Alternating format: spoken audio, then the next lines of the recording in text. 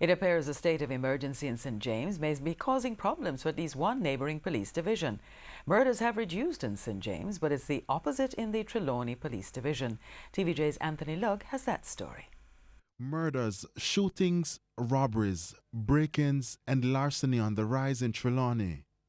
So far, the parish has recorded 23 murders, 6 more than the same period last year. Arrests and convictions have been made for 17 of those murders. But even as the police continue their investigations, Senior Crime Investigator Assistant Superintendent JERMAINE LATIBEAUDIERE notices a trend. Where commendation goes to the divisions that have zones of special operations and state of public emergency, and where there are good crime fighting efforts that have been made to reduce crimes.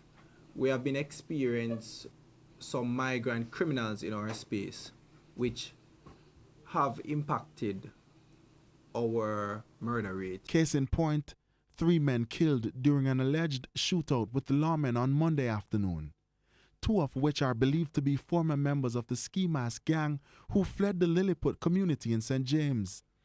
A search is now on for 2 other men who escaped during the shootout, which takes us back to the crimes on the rise in the parish. They have been involved in incidents of murder, shooting, extortion, and recently predial larceny. Their demise, though unfortunate, will see the community breathing a sigh of relief, and the tension that existed, particularly in the Bunkers Hill community, significantly declining. Acting Commander Deputy Superintendent Winston MILTON sought to assure residents that the lawmen will not be letting up. We are resolute in our stance in ensuring that we make Trelawny, with their partnership, a safe place for them to go about doing their business without being impacted by incidents of crime. Anthony LUGG, TVJ News.